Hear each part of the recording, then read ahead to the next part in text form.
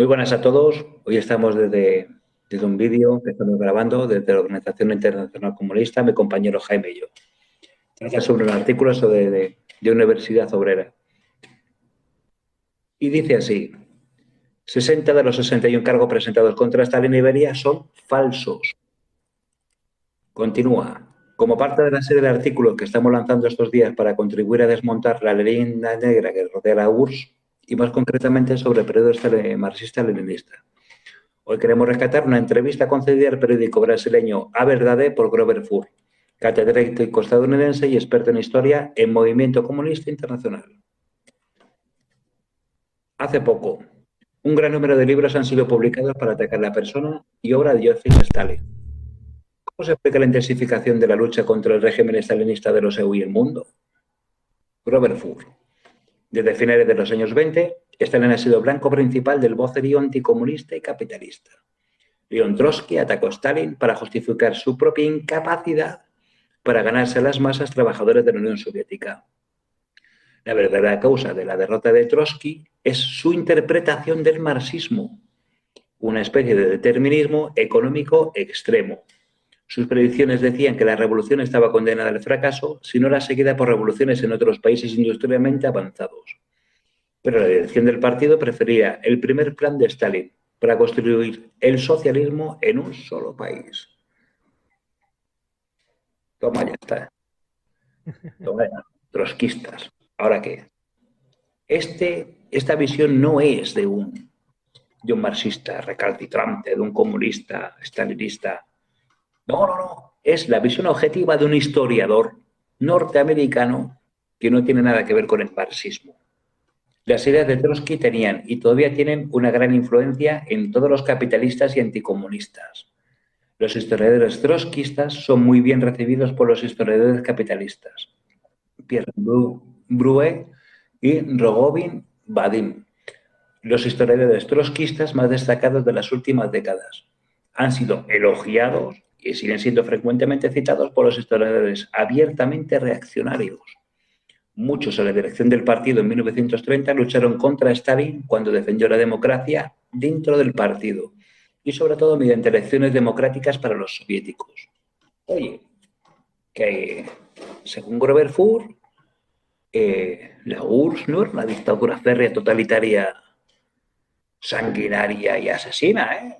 Oye, que es que defendía la democracia dentro tanto del propio PQS como de la propia Unión Soviética, ¿eh? Qué cosas, ¿eh? Y es que la democracia es lo que tú quieras en este mundo, ¿no? ¿Qué es la democracia? Tener la libertad de poder elegir a un partido y que ese partido haga lo que tú quieras y demás, es algo falso, ¿no? Tú le das a un partido, el partido hace lo que ellos le vengan en gana y mandan sobre ti. Democracia, nosotros vivimos en una democracia burguesa, típica liberal. No es una democracia de la que, por ejemplo, había en la Unión Soviética, ¿no? Es una democracia supuestamente y más directa. Y no hay que confundir con los países actuales, democracia liberal actual. Democracia es lo que yo quiero, si me salgo con la mía.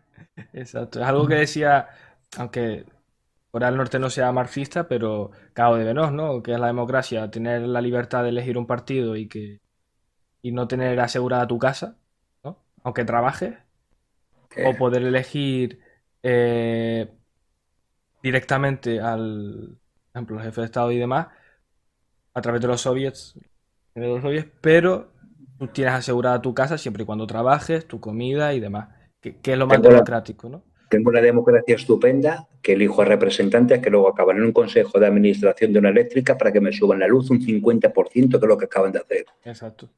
Una democracia, eso es una democracia estupenda, maravillosa, estupenda. Democracia para elegir quién te da por detrás, ¿no? Básicamente. Sí, ¿verdad? Es lo único. Vamos a continuar leyendo. Estas mentiras e historias de terror siguen siendo la forma principal de propaganda anticomunista, todavía a día de hoy. La tendencia nos muestra que estas medidas se están intensificando porque los capitalistas están reduciendo los salarios y beneficios salariales de los trabajadores.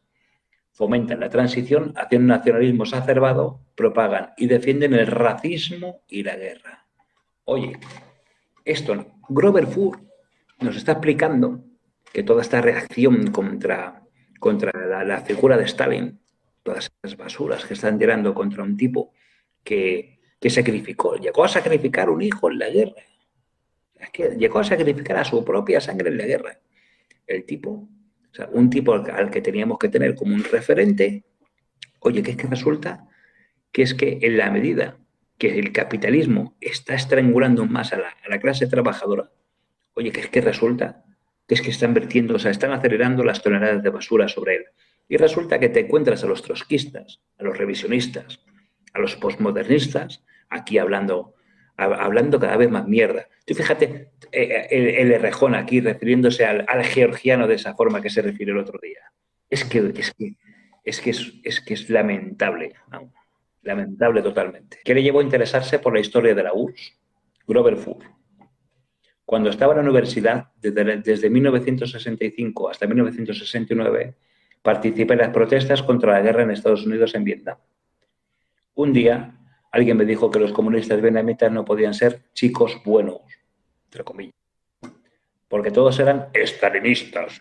Y Stalin mató a millones de personas inocentes. Eso se me quedó grabado.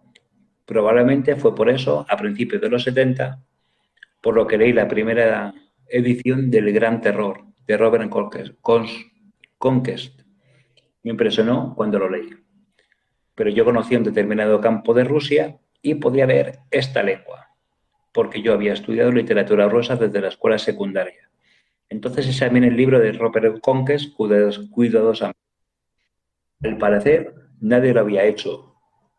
Descubrí entonces el uso deshonesto que Conquest hace sobre sus fuentes. Sus notas no apoyan ninguna de sus conclusiones anti-Stalin. Básicamente hizo de cualquier fuente que era hostil a Stalin, independientemente de si era fiable o no. Así que decidí escribir algo coherente. Me tomó un tiempo largo, pero finalmente se publicó en 1988. Durante este tiempo he estudiado la investigación que están realizando nuevos historiadores en la URSS. Ars Getty, Robert Thurston y muchos otros. O sea, que es que el tipo es que el que tiene criterio propio, ya sea comunista, ¿no? Ya sea marxista, al final acaba descubriendo, acaba desterrando toda la basura que han tirado sobre el camarada. Antistalinskaya Podlost. Su libro La infamia antistalinista se publicó recientemente en Moscú. Cuéntenos un poco sobre él. Hace una década me enteré de la gran cantidad de documentos que se estaban revelando de archivos secretos de la antigua Unión Soviética y empecé a estudiarlos. Leí en alguna parte que una o dos declaraciones de Khrushchev en su famoso informe secreto de 1956 fueron identificadas como falsas de principio a fin. Por lo tanto, pensé que podría hacer una investigación y escribir un artículo señalando algunos errores expuestos por él durante el informe secreto. Nunca me imaginé encontrar que todo lo que dijo Khrushchev, 60 de los 61 cargos presentados contra Stalin y Beria, iba a ser completamente falso. Del cargo número 61 no pude encontrar nada que lo confirmara ni desmintiese. Me di cuenta de que este hecho iba a cambiar todo, ya que prácticamente toda la historia desde 1956 se basaba en lo dicho por Khrushchev o escritores afines a él. He encontrado que el periodo de la historia soviética con Stalin al frente ha sido completamente tergiversado. No solo un error aquí y allá, sino básicamente un enorme fraude. La mentira más grande del siglo. Y gracias a mi colega de Moscú, Vladimir L. Bobrov, que fue el primero que me mostró estos documentos, me dio valiosos consejos en varias ocasiones y realizó un excelente trabajo de traducción. Sin la dedicación de Vladimir no habría pasado nada. En Román Paladino es un invento. Es un invento. O sea, es una justificación para darle poder a los burócratas y arrancar con el periodo capitalista dentro de la propia Unión Soviética. O sea, como de Stalin y empezar a desangrar la Unión Soviética. Se acabó el socialismo con Stalin. O sea, todo este periodo que viene que viene cuando hablan de la Unión Soviética, el socialismo, no, el socialismo, o sea, termina con Stalin. Nosotros como marxistas tenemos la obligación de desandar todo lo que se han dado, todo lo que se han dado aquí en España. Tenemos a Carrillo, tenemos este tipo de engendros, y lo único que han hecho ha sido desarmar el marxismo español. Nuestro deber como marxistas es desandar todos esos caminos, volver otra vez a la muerte de Stalin y volver a andarlos otra vez como Dios manda, de una forma correcta, de una forma como se tenían que haber dado esos caminos si no hubiera intervenido personajes como el Ladino, como el Khrushchev, como todos los que se han precedido, hasta desarmar, hasta estrangular el proyecto socialista a nivel mundial, porque es que esto ha sido a nivel mundial, porque si te falla la base, el eje sobre el que gira todo, al final, todos estos eurocomunistas salen de ahí. Luego nos extrañamos de muchas cosas. En su investigación, usted tenía acceso a los archivos soviéticos recientemente desclasificados. ¿Qué dicen estos documentos acerca de los millones de muertos en el socialismo, especialmente durante la administración de Stalin? La gente muere todo el tiempo, pero en este caso creo que estamos hablando de muertes excedentes. Rusia y Ucrania experimentaban hambre cada 3 o 4 años. La hambruna de 1932 a 1933 se produjo durante la colectivización. No cabe duda de que murieron más personas de las que habrían muerto de forma natural. Sin embargo, muchas personas más morirían en hambrunas sucesivas, cada 3-4 años y indefinidamente en el futuro, si no se hacía la colectivización. La colectivización significó que la hambruna de 1932 al 33 fue la última, con excepción de la grave hambruna de 1946 al 47, que fue mucho peor, pero que se debió a la guerra. Y como he mencionado antes, Nikolai Esov deliberadamente mató a miles de personas inocentes. Es interesante considerar lo que podría haber pasado si Rusia no hubiera colectivizado la agricultura y no hubiese acelerado su programa de industrialización, y si las intrigas de la oposición en la década de 1930 no hubieran sido aplastadas. Claro. Luego le echan las culpas al juicio de Moscú. No, es que Stalin, el juicio de Moscú fueron totalmente justificados. Es que no es. O sea, fue justicia proletaria. En un Estado de Derecho que ya se ha hablado de que era democrático, de que es mentira de que no fuese democrático. Pero es que además es que tampoco. A ver, aquí Grover no te habla de la revuelta de los kulaks. Claro, Pero claro. es Algo que imprescindible eso. la revuelta de los kulaks, si bien las hambrunas se daban en periodos cíclicos, es que la revuelta de los kulaks lo que hizo fue apretar el acelerador de la hambruna de 1932. O sea, empezaron aquí a quemar cosechas, a matar ganado. Entonces, pues claro que profundizaron en el origen, en la fuente de esa hambruna. Pero es que no fue culpa de Stalin en ningún momento. De hecho, Stalin lo que hizo fue a través de los planes quinquenales darle solución a aquello. Es más, no sé si fue en el 33, él envió 8 veces más grano de lo que se solía enviar a Ucrania, por ejemplo, ¿no? Y sobre el Holodomor, al principio la hambruna ni siquiera fue solamente en Ucrania, ¿no? Mucha gente habla de que la hambruna en Ucrania fue causada para paliar el nacionalismo ucraniano, ¿o no? Demás. Y fue prácticamente una limpieza étnica. Y no fue así, ¿no? Para nada. En Kazajistán, creo que fue Kazajistán, lo estaban pasando mucho peor. Y no. Y al principio de la hambruna. Y por eso, cuando Ucrania, el Partido Comunista Ucraniano, pide a Stalin ayuda, se la niega. Pero no porque no quiera, sino precisamente porque en ese momento la peor república que lo estaba pasando era la República de Kazajistán. ¿Qué es lo que pasa? Que Ucrania se va al carajo en esa época, tiene un montón de problemas y es en el siguiente año cuando peor lo pasan y ahí es cuando Stalin manda 8 veces la cantidad de grano que solía mandar. Si tú quieres matar a una población de hambre, no le mandas comida. Cuando hablan de limpieza étnica contra los ucranianos, Es que es un desbarajuste, es un despropósito ideológico. Sí que una de las fuentes, uno de los orígenes de la Rusia zarista, uno de los orígenes de Rusia fue Kiev. Es como si aquí planteamos el asunto de Asturias.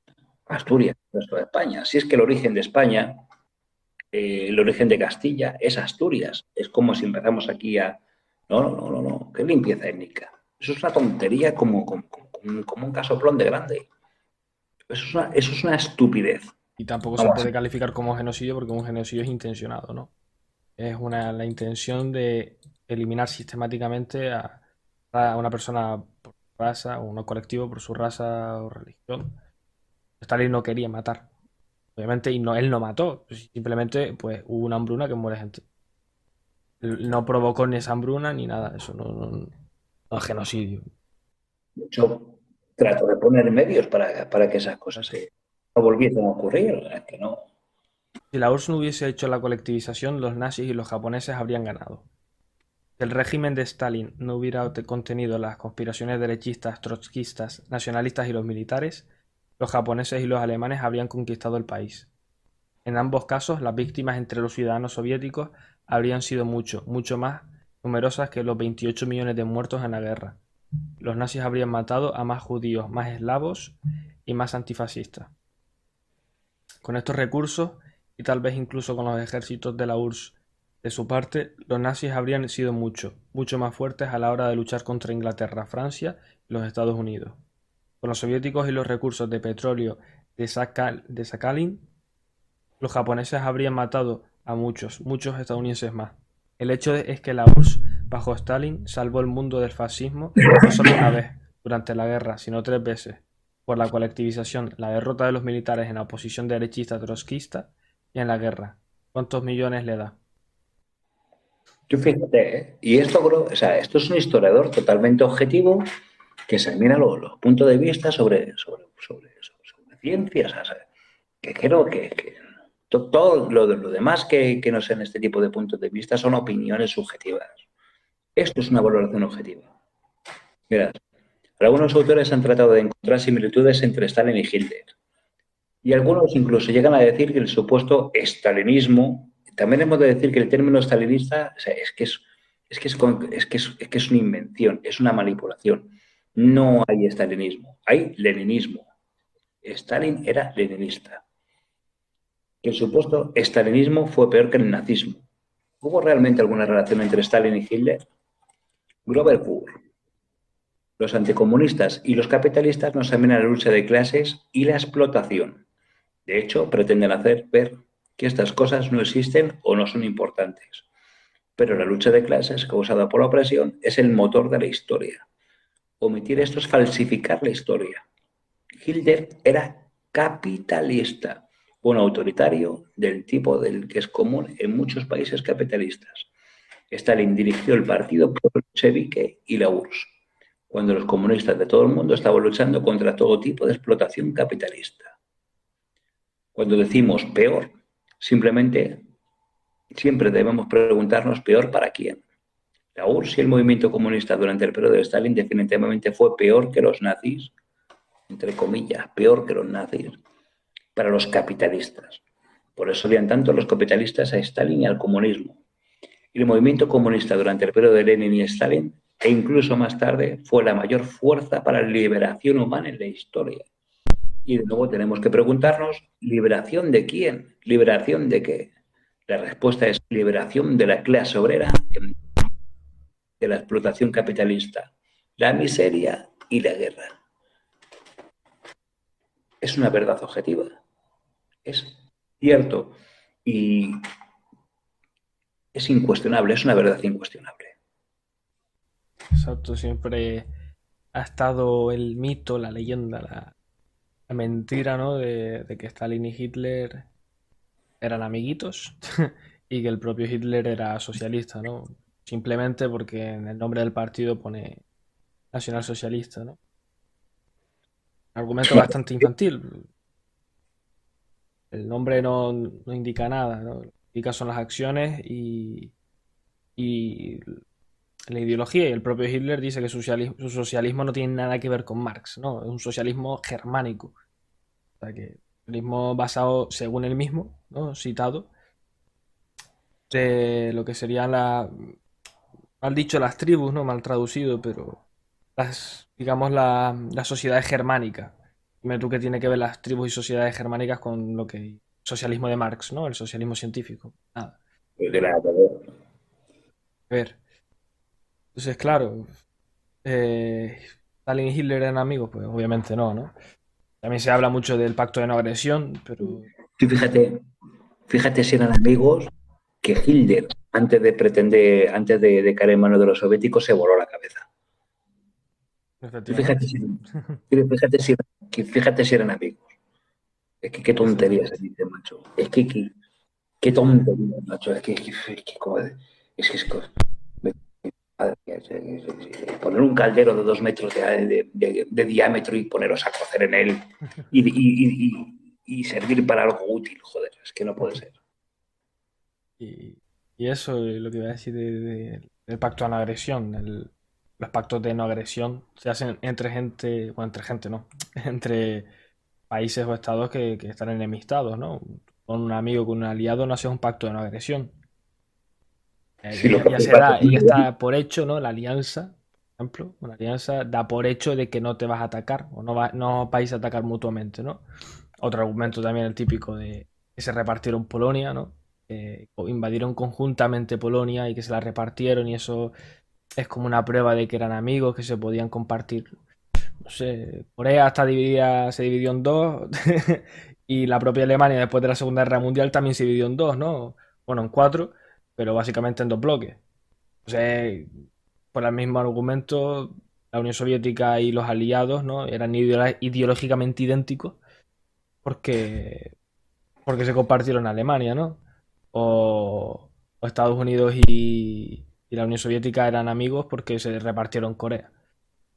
es que Obviamente no, que son argumentos, la diferencia. verdad, que Bueno, fácilmente vamos, se pueden desmentir de una manera muy fácil. Y encima en contextos, el mismo contexto, ¿no? Porque si yo te dijera que lo que te he dicho, ¿no? De repartirse los territorios. Tú te repartes un territorio, a lo mejor yo te pongo un ejemplo en la Edad Media, no sirve de mucho, pero es que el ejemplo de Corea son, vamos, nada, en el 51 fue la guerra de Corea. O sea, claro, no fueron ni 6 años después de la guerra mundial, la segunda, y es en la Guerra Fría, o sea, es el mismo contexto y se está viendo que aunque se reparta un territorio, no tiene nada que ver que sean amigos. Contrario, precisamente te lo repartes porque no quieres compartirlo. Y pero bueno, fíjate, diferencia, a ver, amigos trotskistas y amigos revisionistas. Fíjate, Barrio Sésamo, Spinetta te lo explica.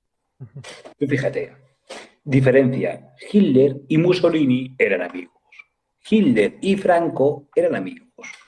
Hitler mandó toda su aviación y sus medios a Franco. Hitler mandó ayuda a Mussolini cuando se trancó en Albania y en ciertos sitios, porque no era una panda de inútiles, ¿eh? Es que los italianos sí, inútiles totales. Y la diferencia entre amigos y enemigos. Oye, que es que Stalin lo único que firmó fue un pacto de no agresión, porque es que las potencias es algo que no se explica, joder. Las potencias occidentales, porque Stalin quiso firmar pactos de alianza tanto con Inglaterra como con Francia, porque estaba viendo la bestia para crecer. ¿Eh? Y es que resulta que llegaron los franceses, llegaron los ingleses y le mandaron diplomáticos de segunda. Diplomáticos de segunda. Y pues Stalin le dijo, sí, ahí os quedáis. Ahora yo voy a hacer lo que, ahora, o sea, me habéis tomado el pelo, me dices, me habéis querido tomar por el pito de un sereno. Pues ahí os la veis con la bestia. Y fíjate si se la vieron con la bestia, que Francia le duró 6 semanas a la bestia. Y estuvo a punto de conquistar Inglaterra. Si hubiera tenido más marina, lo hubiera conquistado. Oye, que es que ahí se la vieron con la bestia. Y luego que, por un pacto de no agresión, que simplemente fue un pacto estratégico para ganar tiempo. Porque fíjate, lo primero que hizo Stalin fue llevarse toda la industria al otro lado del Volga, para que los nazis no pudieran arrasarla y poder seguir con con la producción me dieran pues para hacer frente al conflicto que sabía que se avecinaba, simplemente. Y ahora dicen los troscos, dicen los revisionistas y dicen los amigos del capitalismo, del ultracapitalismo, a contar banalidades sobre un tipo que le tendríamos que tener en un pedestal, que tendría que ser uno de los principales referentes, ya no solo para los marxistas, sino para todo el mundo en general. Fíjate, aquí el tema que te gusta. Uno de los ataques más frecuentes a Stalin es que él sería responsable de la hambruna en Ucrania de 1932 al 33, también llamada la Gran Hambruna. Esta versión de la historia se corresponde con lo que realmente ocurrió. El Holodomor es un mito, nunca sucedió. Este mito fue inventado por nacionalistas ucranianos profascistas, junto con los nazis. Douglas Totel lo demostró en su libro El fraude, la hambruna y el fascismo. Arch Getty, uno de los mejores historiadores burgueses, es decir, no marxista y no comunista, también tiene un buen artículo sobre esto. Robert Conquest es el que da la versión antigua de que los soviéticos deliberadamente causaron la hambruna en Ucrania. No hay la más mínima prueba de que pueda confirmar esta visión. Por eso, una prueba así nunca ha salido a la luz. El mito del Holodomor persiste debido a que es el mito fundacional del nacionalismo ucraniano de derechas. Los nacionalistas ucranianos que invadieron la URSS junto con los nazis mataron a millones de personas, entre ellos muchos ucranianos. Su única excusa es la propaganda de la mentira de que lucharon por la libertad contra los comunistas soviéticos, que eran peores que los nazis. Fíjate. Ahora, ahí lo tienes. Un historiador no es un ideólogo, ni es un cuñado, como están aquí los posmos aquí. No. Es un historiador cualificado, objetivo, un puntal en su campo, explicándote las razones por las cuales él se está tirando basura sobre este gran líder, sobre este gran personaje histórico, sobre la piedra angular por la que tenemos que reiniciar los caminos del marxismo. Lo último que estaba hablando, ¿no? Ya lo he dicho yo antes. Que Stalin mismo mandó 8 veces el grano que se solía mandar a Ucrania para paliar el hambre, ¿no? Y dice eso, los nazis, ¿no? Los nacionalistas ucranianos que siempre han tenido una ideología, ¿no? Tirando hacia los nazis, se puede ver en el conflicto de Crimea. ¿Lo has visto? Se puede ver ahora mismo. Es que no es. O sea, es que los nietos de aquellos, las que lo están liando ahora mismo, allí en Ucrania. Que es la Unión Europea y todo. No, la OTAN ve bastante lo que sería a Ucrania y después los ves disparando desde las trincheras, bueno, ya no, hace tiempo, pero con banderas nazis, literalmente, ¿no? Sí. La bandera nazi ahí apoyada mientras disparan con la metralleta. No, y eso queda hasta ahora. Bueno, amigos, pues con esto concluimos el vídeo. Espero que haya sido gratificante, estupendo, maravilloso, didáctico. Espero que algún trosco esté escocido. Ya con revisionistas escocido. Y sin nada, pues nos despedimos. Un saludo a todos. Saludos. Salud.